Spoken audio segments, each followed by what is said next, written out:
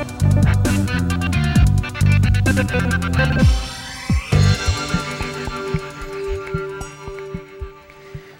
Tapscott was a great warm-up for this next discussion. We're going to try to get down to the nuts and bolts of this network economy and who stands to get crushed in the paradigm shift. Here are two more takes on the subject. Hal Varian has co-authored Information Rules, a strategic guide to the network economy. Hal is the Dean of the School of Information and Management Systems at Berkeley. And Kevin Kelly's contribution is New Rules for the New Economy. Kevin is executive editor of Wired magazine. This network economy, let's just take for granted that we all believe that that is the paradigm. I don't know if that's unanimous, but if so, what does it actually mean to me in my life? You want to start with that, Kevin? Yeah, it means that a lot of what you understood the economy is about is no longer as valid as it used to be. So some of the ideas about how you get ahead, how a company that you may be working for might have a competitive advantage, no longer is as true as it used to be. An example would be the idea of giving away things for free at one time was considered completely ludicrous, but now we see more and more companies doing that. Why is that? That's because some of the rules have changed. Like software, for example. Get it out there to develop a loyal base and brand. What's your take on the network, and why do I need to know this is coming where it hits me? We have a slightly different take on that. If you look historically, you can find lots of examples of networks. There's a railroad network, the telephone network, the telegraph network, the ATM networks. And all these networks have been around for hundreds of years. In our view, a lot of the economic principles that apply to working in a network economy are out there. The key is to understand them. Kevin, why do we need, this is 10 radical strategies for a connected world. Why do we need radical strategies? Well, it's very, very obvious that things are a little different than they used to be. We have 20-year-old billionaires.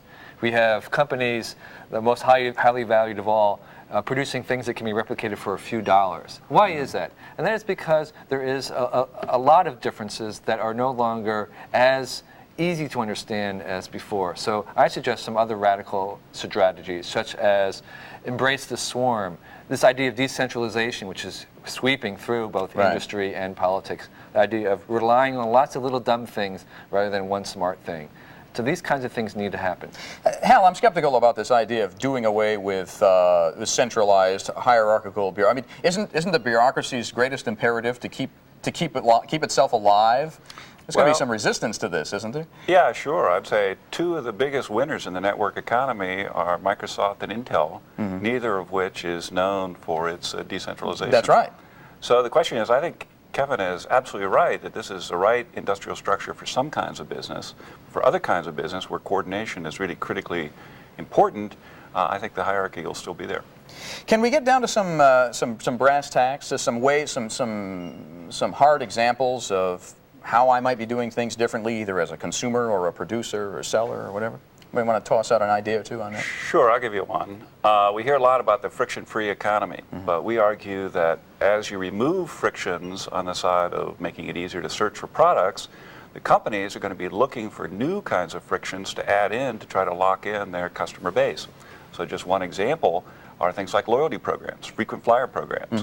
We think these are going to proliferate precisely because it's so easy to track your customers, it's easy to keep their purchases available, and it's easy to reward the loyal customers who make frequent purchases. In other words, when we talk about the frictionless economy, are we talking about a world where there is no brand loyalty, theoretically? No, actually, brands become more and more important because they are a management device, a technology that focuses your attention. And the one scarcity that we have in this new economy is human attention. And so a brand is a device for really managing that attention. There's something else I would add to what Hal was saying, and that is that we hear a lot about the idea that this new economy is going to do away with the middleman. There's no more intermediates necessary. Right. This is my dollars go from my hard drive to your hard drive. If I'm an author, why do I need the publisher? I go right to the audience. But in fact, we find with this escalating number of possibilities that intermediates are more valuable than ever, but they're going to be a different kind than they were before. You also talk about something called sustainable disequilibrium. That's right. Which sounds like, Eugene Linden's vision of, chaos and instability reigning for the foreseeable future. Is that good? It's the idea that we have this idea that nature has harmony, or things come to a status and equilibrium. In fact, the really more adaptable and the more productive a large system is, the more likely it is to never really settle in anything that we call stability. It's kind of always going off to the edge. You don't want chaos, but you don't want anything that resembles equilibrium either. And Hal, you make the point that technology changes, economic laws do not. But we're not talking physics here. Are we sure that they do not? Oh, we're pretty sure. I mean, we can bring up lots of examples from 100 years ago when Bell was trying to take over the telephone system that look a lot like the kind of strategic plays that are going on now with companies trying to take over the internet. And some of the same business strategies that worked very effectively a century ago are still relevant today.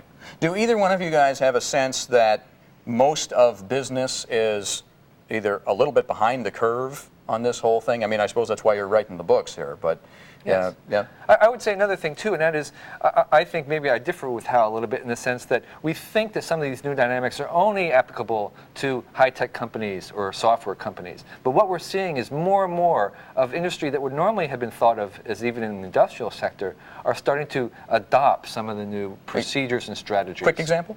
The cost of making something now is mostly to the first copy, and making additional copies become less and less, just like software. What about, Hal, what do you think? I mean, is business adapting rapidly enough to avoid some major dislocations, do you think? Yeah. Oh, I think that the kind of effect the kind of effect that Kevin just described is what economists would call increasing returns to scale. The bigger you are, the cheaper you can produce. And the new effect that comes out in the network economy is what economists call network externalities. The more consumers there are for your product, the more valuable the product is to additional consumers. So you take those two effects and put them together, you have a double whammy, and that's what's really driving the information economy. A couple of guides to plugging in to the new network economy. Thanks, both of you, for coming by. Page View will be right back. Up next, reel in some profits with your own online shop. This is a way to sell to the world as opposed to just your next door neighbor. Uncle Sam wants you online. The IRS is a target for taxpayers to be filing electronically by 2007. So what is it? 18%, 27%, 70%, or 80%?